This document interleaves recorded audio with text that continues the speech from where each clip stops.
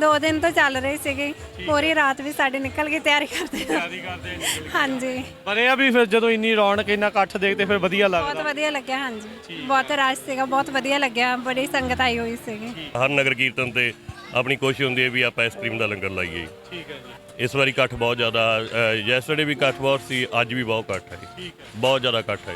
ਮੈਂ ਇਹ ਕਹਿਣਾ ਚਾਹੁੰਦੀ ਹਾਂ ਕਿ ਸਾਡੀ ਸਵੇਰ ਵੀ ਤੁਹਾਡੇ ਰੇਡੀਓ ਤੋਂ ਸ਼ੁਰੂ ਹੁੰਦੀ ਹੈ, ਸ਼ਾਮ ਵੀ ਤੁਹਾਡੇ ਰੇਡੀਓ ਤੋਂ ਖਤਮ ਹੁੰਦੀ ਹੈ। ਜੇ ਤੁਸੀਂ ਨਾ ਹੋਵੋ ਤੇ ਸਾਡੀ ਏਜ ਵਾਲੇ ਅੱਧੇ ਬੰਦੇ ਡਿਪਰੈਸ਼ਨ 'ਚ ਚਲੇ ਜਾਂਦੇ।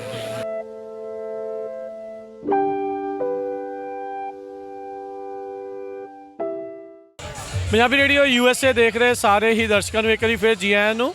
ਆਪਾਂ ਨਗਰ ਕੀਰਤਨ ਬੇਕਰਸਫੀਲਡ ਤੇ ਇਸ ਟਾਈਮ ਉੱਥੇ ਸੇਵਾਦਾਰਾਂ ਦੇ ਨਾਲ ਤੁਹਾਡੀ ਗੱਲਬਾਤ ਕਰਵਾ ਰਹੇ ਹਾਂ ਤੇ ਆਓ ਆਪਾਂ ਇਸ ਬੂਥ ਵਾਲਿਆਂ ਤੋਂ ਪੁੱਛਦੇ ਹਾਂ ਵੀ ਅੱਜ ਕਾਹਦੀ ਇਹਨਾਂ ਨੇ ਲੰਗਰ ਲਾਇਆ ਆ ਤੇ ਕਿਹਨਾਂ ਦੇ ਵੱਲੋਂ ਆ। ਸਤਿ ਸ਼੍ਰੀ ਅਕਾਲ ਜੀ। हाँ जी सत श्री अकाल भाजी। ਕੀ ਨਾਮ ਹੈ ਜੀ ਤੁਹਾਡਾ? हाँ जी मेरा नाम शरणजीत कौर है।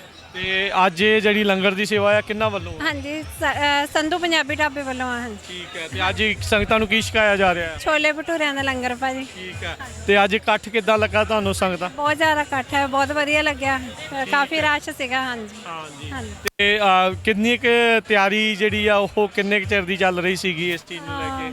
2 दिन तो चल रही ਸੀਗੀ पूरी रात भी साड़ी निकल गई तैयारी करते ਤਿਆਰੀ ਕਰਦੇ हाँ जी ਪਰ ਇਹ ਆ ਵੀ ਫਿਰ ਜਦੋਂ ਇੰਨੀ ਰੌਣਕ ਇੰਨਾ ਇਕੱਠ ਦੇਖਦੇ ਫਿਰ ਵਧੀਆ बहुत ਲੱਗਦਾ। वधिया लग्या हाँ जी बहुत रश सीगा बहुत वधिया लग्या बड़ी संगत आई हुई ਸੀਗੀ हाँ ਤੇ जी ਹੋਰ ਤੁਸੀਂ ਸੰਗਤਾਂ ਨੂੰ ਕੁਝ ਕਹਿਣਾ ਚਾਹੁੰਦੇ ਆ? हाँ जी ਲੱਖ ਲੱਖ ਵਧਾਈ ਦਿੰਦੇ ਹਾਂ ਸਾਰਿਆਂ ਨੂੰ हाँ जी ओके ਸੋ ਬਹੁਤ ਸ਼ੁਕਰੀਆ ਜੀ। ਸੋ ਇਹ ਸਨ ਸੰਧੂ ਪੰਜਾਬੀ ਢਾਬਾ ਵਾਲੇ ਜਿਨ੍ਹਾਂ ਨੇ ਅੱਜ ਇੱਥੇ ਛੋਲੇ ਭਟੂਰਿਆਂ ਦਾ ਜਿਹੜਾ ਆ ਉਹ ਲੰਗਰ ਲਗਾਇਆ ਸੀ। ਅਗਲੇ ਫਿਰ ਨਵੇਂ ਸਟਾਲ ਦੇ ਵਿੱਚ ਹੋਰ ਸੇਵਾਦਾਰਾਂ ਦੇ ਨਾਲ ਤੁਹਾਡੀ ਗੱਲਬਾਤ ਕਰਵਾਵਾਂਗੇ।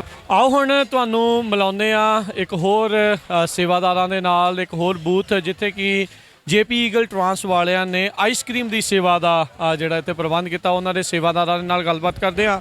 ਸਵਾਗਤ ਹੈ ਜੀ। ਸਭ ਤੋਂ ਪਹਿਲਾਂ ਵਾਹਿਗੁਰੂ ਜੀ ਕਾ ਖਾਲਸਾ ਵਾਹਿਗੁਰੂ ਜੀ ਕੀ ਫਤਿਹ। ਆਪ ਜੀ ਦਾ ਨਾਮ ਵੀਰ ਜੀ? ਜਸਵਿੰਦਰ ਸਿੰਘ। ਸੋ ਜਸਵਿੰਦਰ ਸਿੰਘ ਜੀ ਆਈਸਕ੍ਰੀਮ ਦੀ ਜਿਹੜੀ ਸੇਵਾ ਆ ਗਰਮੀ ਤਾਂ ਵੈਸੇ ਬੇਕਰਫੀਲਡ ਬਹੁਤ ਪੈਂਦੀ ਆ, ਤੁਸੀਂ ਠੰਡੇ ਕਰਦੇ ਆ ਸਾਰਿਆਂ ਨੂੰ। ਹਾਂਜੀ ਹਾਂਜੀ, ਸੋ ਹਰ ਸਾਲ ਦੇ ਇਦਾਂ ਚੱਲਦਾ ਹੈ? ਹਰ ਸਾਲ ਦੀ ਤਰ੍ਹਾਂ ਹਾਂਜੀ ਇਸੇ ਤਰ੍ਹਾਂ ਹੁੰਦਾ। ਹਰ ਨਗਰ ਕੀਰਤਨ ਤੇ ਆਪਣੀ ਕੋਸ਼ਿਸ਼ ਹੁੰਦੀ ਹੈ ਵੀ ਆਪਾਂ ਆਈਸਕ੍ਰੀਮ ਦਾ ਲੰਗਰ ਲਾਈਏ। ਠੀਕ ਹੈ ਜੀ।